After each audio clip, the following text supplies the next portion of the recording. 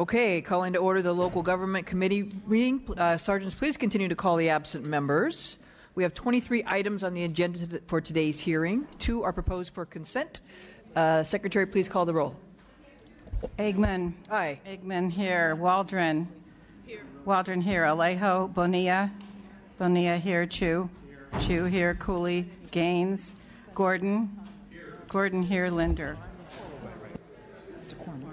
We have a quorum. We'll begin this meeting.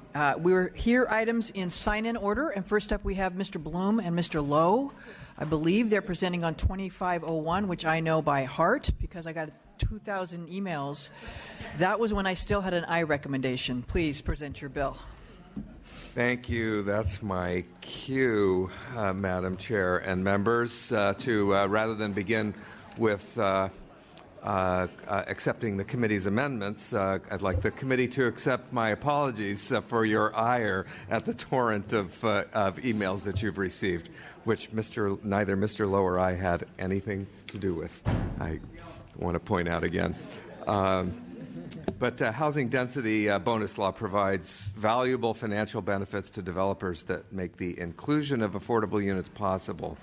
However, the law has a number of ambiguous provisions that discourage developers in some areas of the state from utilizing it, or that are frankly being used by some local governments to prevent developers from accessing the law's benefits. Developers and local governments need certainty in order for a density bonus law to be an effective incentive to produce affordable housing, and right now that certainty is lacking. AB 2501 streamlines the process and gives developers certainty by clarifying a number of ambiguous provisions in order to increase the law's effectiveness as an incentive to build desperately needed affordable homes. AB 2501 clearly states the legislature's intent to encourage the development of affordable housing and provide incentives by right to developers. It establishes a clear process and deadlines for local governments to approve or deny a density bonus application. It clarifies that an applicant for a density bonus need only demonstrate that requested incentives reduce the cost of development. It increases the certainty regarding the number of additional units available as a result of the density increase, and it limits the ability of local governments to impose additional requirements that have the effect of blocking density bonus projects. In my district alone, we are losing affordable housing stock faster than we can replace it due to the fact that nothing is being built, and of course this is happening around the state. Redevelopment is not coming back under Governor Brown, and we have yet to pass a stable permanent funding source for housing, all things I support. I think I'm speaking for Mr. Lowe here as he crosses out portions of his statement. And until then, we need to better utilize the tools we have. I'm done. AB 2501 is an important tool that will help build more affordable and workforce housing. I ask for your aye vote, and I will pass it over to the very able and capable Assembly Member Lowe. Thank you very much, and Madam Chair and committee members, because we know that Madam Chair and the committee members are quite familiar with this issue, I will not read my talking points. Rather, I would just simply ask for your aye vote and here to answer any questions or concerns that you might have. Thank you. Thank you. Witness in support? Thank you, Madam Chair and members. Brian Augusta on behalf of the California Rural Legal Assistance Foundation, one of three co-sponsors of this measure. I will be brief, but I just want to note on behalf of our low-income clients, this law is an important tool, one of many tools that we need in the toolbox to get affordable housing built. And if we can remove some of the ambiguity and get more market rate developers using the law and make it easier for nonprofit affordable housing developers to use the law, we're going to get more affordable housing constructed in this state in places that we're not getting it done right now. And I think you've got a really interesting constellation here. We have two former local government officials as the co-authors of the bill. You've got support from affordable housing groups. You've got support from the apartment association and the realtors. So clearly a reasonable bill and a way to get some benefit going to try to get some affordable housing built in our state.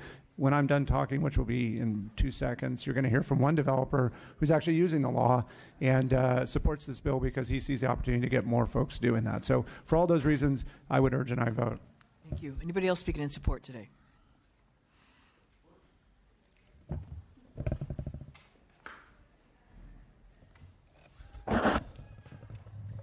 Good afternoon. My name is David Meyer. I'm a market rate developer from San Diego. I've been actively using the density bonus law since 2003. So I'm one of the guys in the trenches trying to do our best to utilize this law. Unfortunately, currently density bonus law suffers from ambiguities and causes conflicts of interpretation with local governments, making the law unattractive to a lot of my fellow market rate developers. And we build over 90% of the housing in the state, so to activate the market rate developers will really bring some meaningful opportunities to bring some affordable housing and market rate housing that are both desperately needed in the state. So we're very positive about 2501. We think it gives us some timelines that have been a real problem for us in the past. The development time horizon is 2 to 5 years, unfortunately, and 2 is short. And so for us to be able to get some more certainty earlier in the process will really help encourage bringing in some more of my fellow market rate developers. So thank you very much for your time. I appreciate your support of 2501. Thank you. Anybody else speaking in support today? Anybody speaking in opposition? In support. Thank you very much. Deborah Carlton with the California Apartment Association. We represent the developers of about 2 million rental units, and we really appreciate the clarity that you're providing with this. And without repeating anything of the previous speakers, we request your aye vote. Thank you. Tyrone Buckley on behalf of Housing California, also in support. Anya Lawler on behalf of Western Center on Law and Poverty. We are also a co-sponsor on this measure and are happy to be here in support. Maureen Higgins representing the California Housing Consortium in support. Others in support? Anybody speaking in opposition to this bill today? I would turn it over to committee members for any questions. Comments? All right. Well, thank you for your fine presentation. This will not be the first of the density bills we will hear today. It's a big topic. And of course, if we were playing some kind of drinking game, density bonus would be the time for people to take action. There is an aye recommendation on this bill. Would you like to close? I ask for your aye vote. Thank you. Secretary, please call the roll. Well, sorry, Oh, we put it in we're a all motion. outside, and we just got in on opposition. Do we still have? Sorry. Oh. Didn't mean to interrupt you, but you're scaring me. There's a whole bunch of us back here that couldn't get in. So I don't mean to be frightening. Okay. Are you speaking in opposition today? Yeah, actually, we have been working with the author and the sponsors. He's one of our sponsors as well for another bill dealing with by right housing. Our biggest concern right now with the bill is that it does make it impossible for us to get financial information to determine whether or not the applicant is requesting something that's reasonable related to the construction costs for the affordable units. But we're willing to work with the author on that, and we've talked with the sponsors as well to try and deal with, if it's not a pro forma, which most jurisdictions currently require, it's something else to make sure that we can understand how those projects will play out, and if there's other things we think are more appropriate than what they're asking for, because we've had things like 200-unit hotels in exchange for 5% of affordable housing. So those are the kinds of things we're dealing with at the local level. So thank you. Okay. And who are you with? Oh, Sandy George with the American Planning Association. Sorry. Thank you. Anybody else in opposition? Sophia Sadal on behalf of City Taylor in respectful opposition. Good afternoon. Kendra Harris with the League of Cities. We remain opposed to this measure. We feel that it violates the separation of powers, limits the ability of a city to interpret its own development standards, and imposes unrealistic timelines while diminishing the role of its planning commission. So we ask for your no vote on this measure. Good afternoon. Kiana Valentine on behalf of the California State Association of Counties. Regrettably also in opposition today, but have been working with the author's office and hope to continue those conversations. Thank you. Okay. Madam Chairman, members, David Jones on behalf of the City of Sacramento. For the reasons shared by my colleagues, we still oppose. We think this really shifts the balance away from local government, and we think that this is should be opposed. Thank you. Thank you. Others speaking in opposition? Ms. Bonilla. I'm glad we got the opposition because I assumed they'd withdrawn it when no one came forward. I will support the bill today, but I really will reserve the right on the floor. I come from city government, want to make sure, and county government, that their issues are addressed to the best degree possible, and then we'll reconsider at that time. Thank you. Mr. Gordon. I'll echo the comments of my colleague. I'm hoping that you'll continue to work with the local governments, making sure particularly that they get the information that they feel they need as they make decisions. So. There has been a motion and second. Do you want to respond to anything? Well, just that we'll continue, as I think you heard from most of the opponents. We've been working with them and will continue to do so. Okay. Is Ms. Bonilla moved? Did you move the bill? Yeah. I'll second. Mr. Gordon seconded. Secretary, call the roll. The motion is due pass, and we refer to the Appropriations Committee. Eggman. Aye. Eggman, aye. Waldron. Alejo. Alejo, aye. Bonilla. Bonilla, aye. Chu. Cooley. Gaines. Gordon. Gordon, aye. Linder. The bill needs one more vote to get out. Thank you. Thank you very much. Mr. Bloom, you have a next bill. Next bill is AB 2299, which will ease and streamline current statewide regulations as well as encourage the building of accessory dwelling units as a way to create more housing options. Currently, several cities are looking at local ordinances to improve or incentivize the creation of ADUs as a way to create more rental properties and incomes for families to stay in their current homes. Simply reducing parking requirements in transit-rich areas where most tenants don't have a car will encourage more building of ADUs. California is struggling to adequately meet its housing needs, especially for housing that is affordable near job centers and public transportation.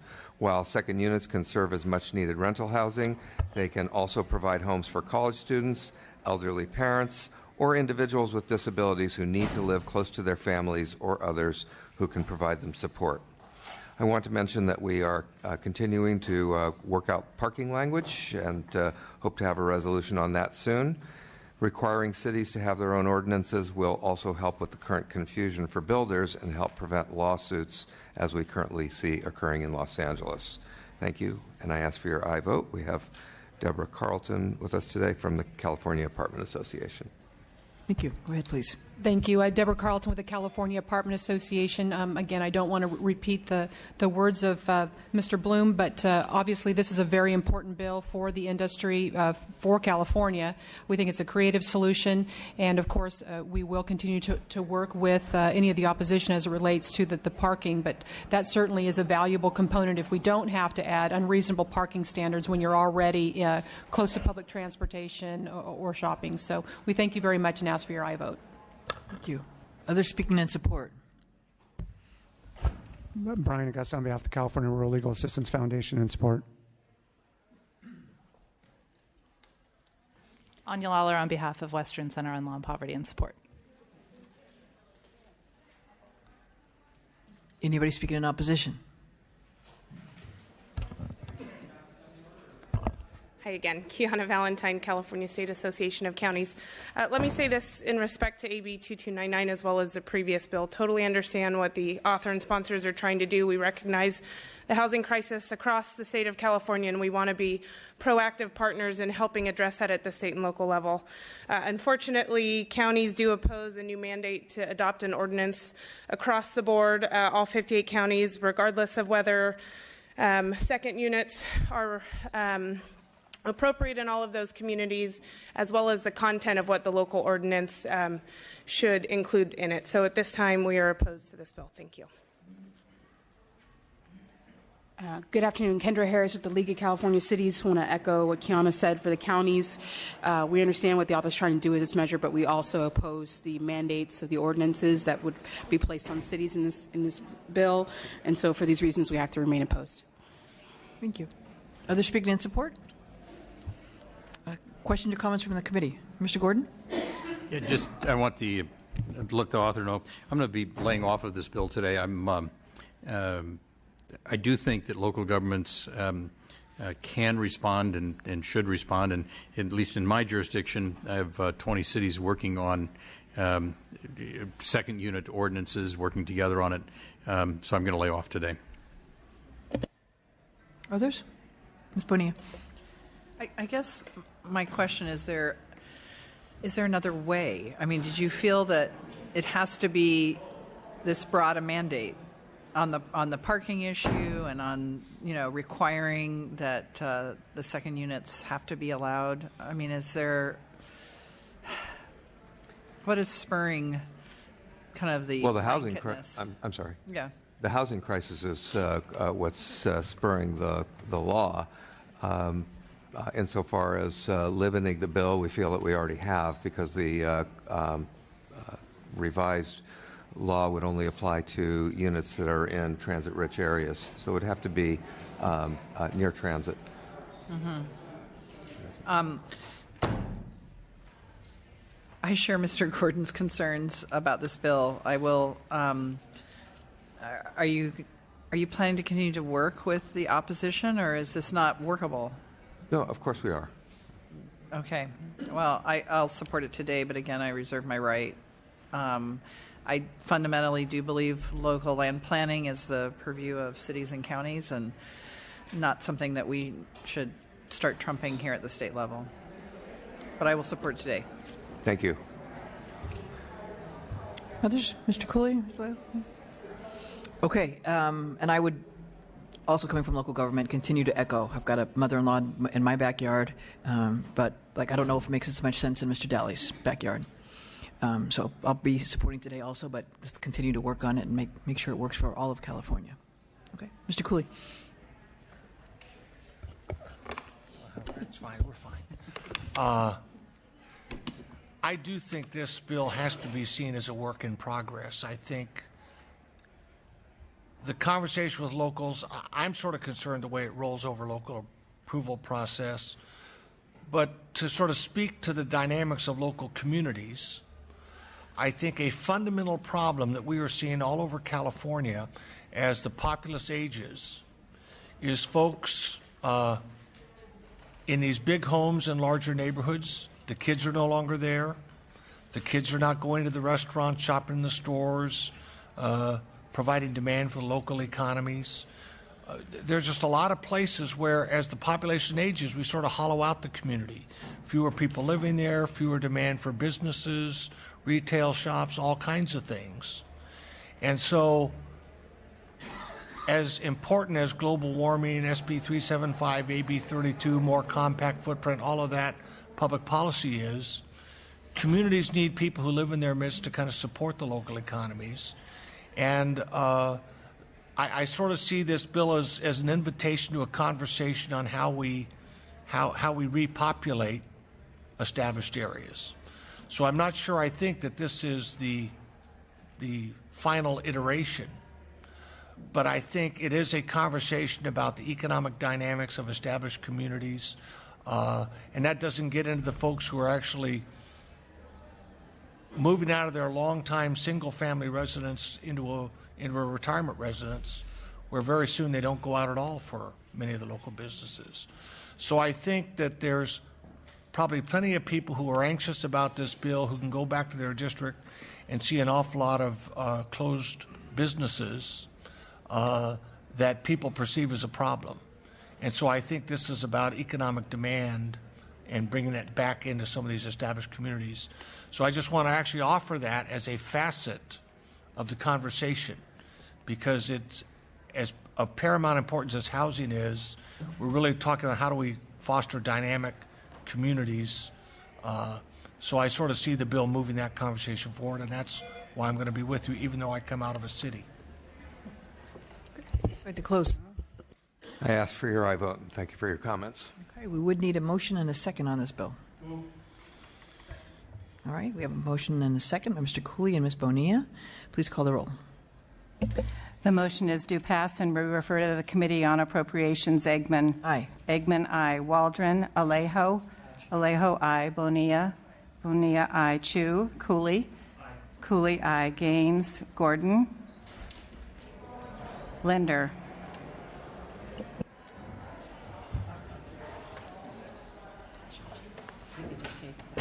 Thank you. That bill needs one vote. We'll leave it on call. Mr. Shajan, you're up.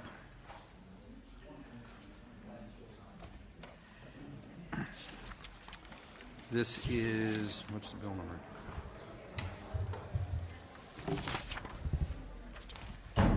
So, Assembly Bill 2450. Thank you, Mr. Chair. Let me first start by thanking the committee staff members for helping us bring this through the committee, and it's a working process.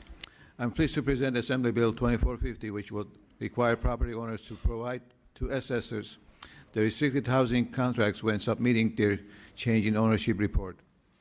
This bill will also add the assessors to the list of agencies to be notified if a public entity proposes to acquire tax-exempt property for public use. Existing law requires that property owners disclose the existence of below-market rate contracts on their preliminary change of ownership report at the time of transfer, but it does not require it on change of ownership report. During the past several years, it has been increasingly difficult for assessors to properly assess BMR properties, since not all low-income property owners notify the assessor's office that they qualify for a lower rate. Because of this, low-income homeowners are paying much more than what would normally be required. It's even more difficult for these low-income homeowners to correct an overpayment and be refunded what is rightfully theirs. AB 2450 would require property owners to include BMR information in their change of ownership report to help ensure that low-income families do not pay more property taxes than required. The bill would also add the assessors to the list of agencies to be notified if a public entity proposes to acquire tax-exempt property for public use to ensure that assessor's office is up to date on property's tax exemption status. Thank you, Mr. Chair. Move the bill. Move second. Witnesses in support, please. Mr. Chair and members, Greg Cook, representing the California Assessors Association. This is a very important bill to ensure that we get timely and accurate information to benefit our property taxpayers. Thank you. Any other witnesses in support? Any witnesses in opposition? The chair has a due pass with amendments. Wanted to confirm that you will be taking the amendments. We will, yes. Okay. Due pass is amended. Due pass is amended. Would you like to close? I'm happy to work with the committee to work out the details of the bill language moving forward to find an effective solution and accept any amendments brought forward by the committee. Okay, the bill has been moved and seconded. It is due pass with amendments. Roll call, please. The motion is due pass as amended and re-referred to the Appropriations Committee. Eggman, Waldron, Alejo, Alejo I, Bonilla, Bonilla I, Chu, Cooley. Aye. Cooley I, Gaines, Gordon. Aye. Gordon I, Linder. That is one vote short. We'll leave it on call. Thank you, Mr. Chair. Wait for the absent Thank members.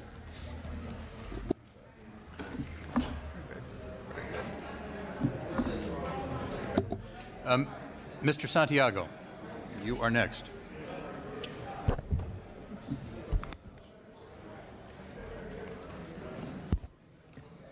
You have two items today. Where would you like to start? AB 2208, if that's okay with the chair. 2208 is item 6, yes. Thank you, Mr. Chair. And I want to start off by prefacing that these are author-driven initiatives. And part of some of these ideas really came from the last fall when we went back to the district and we're trying to figure out in our particular communities why we don't have the affordable housing stock that we do. And we started taking a look at market-based incentives and then came up with some ideas to move forward through the legislature that I think will help, and particularly in districts like mine that both have a challenge for market rate housing as well as affordable housing. And so it takes us right to the first bill, which is AB 2208, that requires that when local governments update their housing element, that they specifically consider the existence of airspace and underutilized property as potentials for future affordable housing development. And I say this because if you take a look at a lot of urban districts, and particularly I'll pick on mine, in some cases, you'll have property that's underutilized, like city-owned parking lots. And in this case, we're specifically looking at city and county property. But you may also have like a city library or county library with available air rights on top of it, where we can actually build affordable housing on top of that. So the idea really is to be able to use air rights as we're doing our RENA scans as they're required by the state of California. Now, and as a specific example, when we took a look at Los Angeles's in 2013, last time they were done, the reports suggested that we needed 85,000 more units of home LA at that time had maybe planned or projected planned about 55,000, so we still have a deficit of it. And we're not going to get any more land, so the idea behind this is really to be able to figure out how to be more creative about the way that we use underutilized land, and particularly air rights. So, Mr. Chair, I have one witness, and we'll be brief at the Chair's pleasure. Witness in support, please. Good afternoon. Deborah Carlton with the California Apartment Association. We think this is an extremely creative approach to providing affordable housing and market rate housing, making the housing, of course, close to businesses and other retail that is close by will very much, I think, help also reduce traffic congestion as well. And with that, we would request your aye vote. Any other witnesses in support? Margot Parks for the California Council for Affordable Housing. Echo the statements made by the Apartment Association. I think this is a great way to approach looking at new ways to build housing. So encourage your aye vote. Thank you. Anyone else in support? Witness in opposition, please. Tyrone Buckley on behalf of Housing California. In fact, we are not in opposition. We sent a concerns letter over to the committee. In particular, we're concerned about this bill because there's an ongoing problem with site identification in the housing element process, and we're concerned that there might be some more erroneously identified sites in there. And then also the standard that would be used to determine feasibility of the sites that would come under this bill are also something we're a little concerned about. But we have had great discussions with the staff of the member, and we're hopeful that we will continue to have that and work something out. Great, thank you. Opposition now. We just had the tweeners. Tweener? Can I be a tweener too? You can be a tweener okay. too, sure.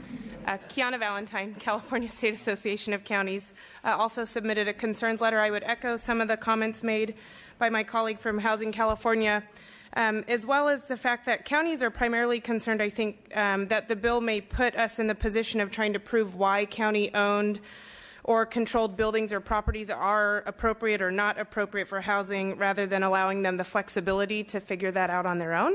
But that being said, we've had great conversations with the author's staff so far, and look forward to continued conversations because, again, recognize the housing crisis and wanting to do some creative things to address that. Thank you. Lauren De Valencia, representing the American Planning Association. We have taken an official opposition position, but would echo the comments raised by both the previous speakers and concerns. Share the same concerns. I think, at the end of the day, we appreciate the Assembly members taking the chance to look at something out of the box, and appreciate the work we've had with the staff, and look forward to continuing to do so. But at the end of the day, also, we want to make sure that if we're looking at these sites, that they are feasibly available to be able to be developed on top of. So, thank you.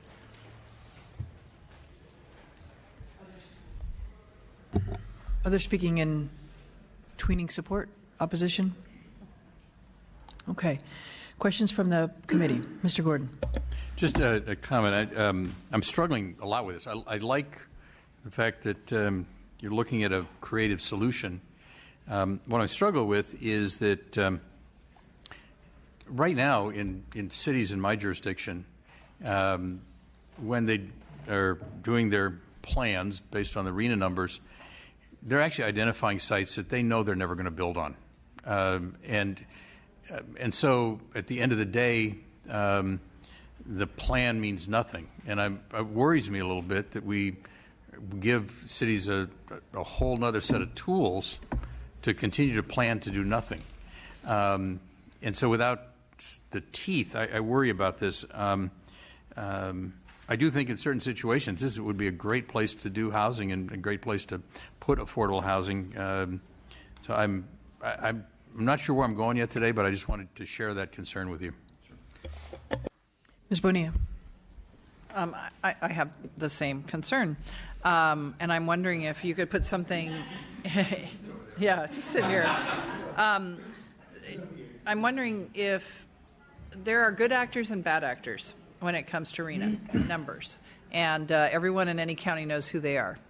And I'm wondering if there could be something in the bill that recognizes the communities that are actually being compliant and actually wanting innovation and permit it there, but not just open the barn door for the ones we know who are trying to avoid doing it. So I'm wondering if there could be some level of of proficiency or compliance that would trigger this so that it isn't, so it's restricted.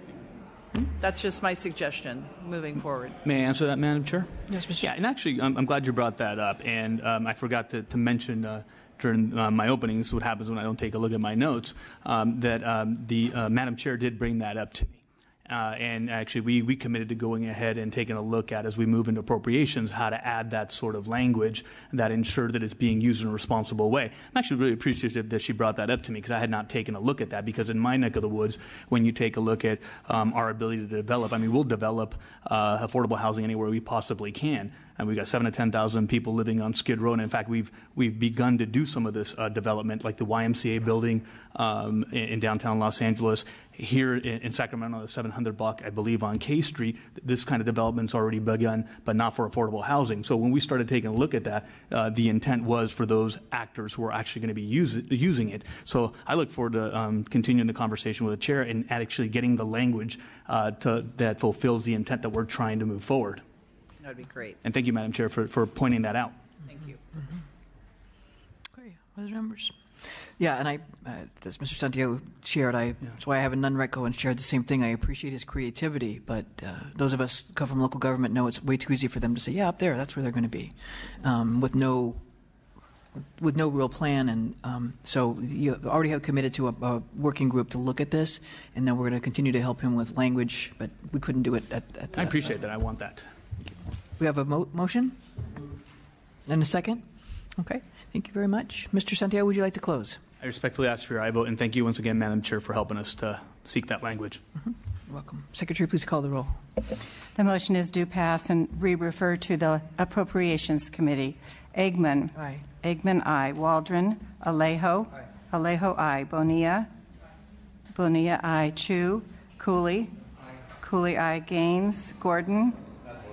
Gordon not voting. Linder. Needs one vote. Needs one more to get out, Mr. Santiago.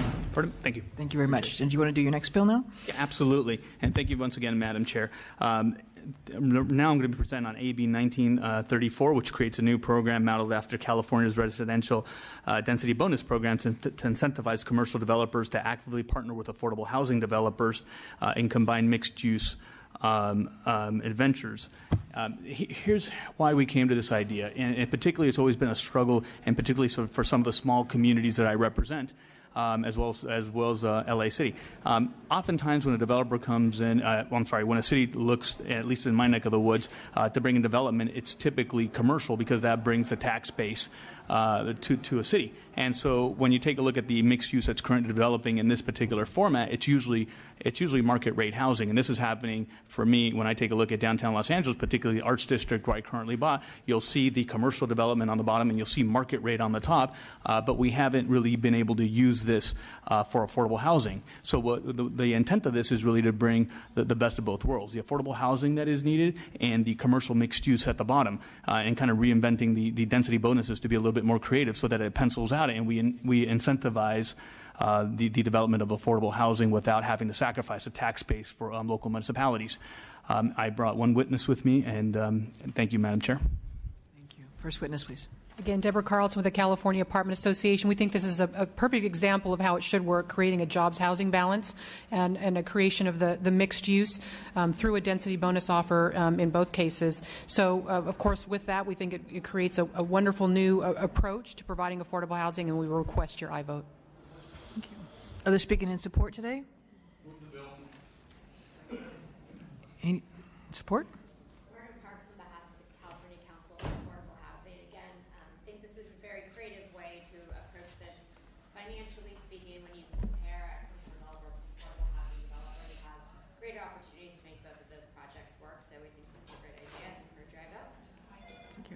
Others speaking in support? Anybody speaking in opposition to this bill today? Tyrone Buckley, Housing California. In fact, we are a tweener again on this bill.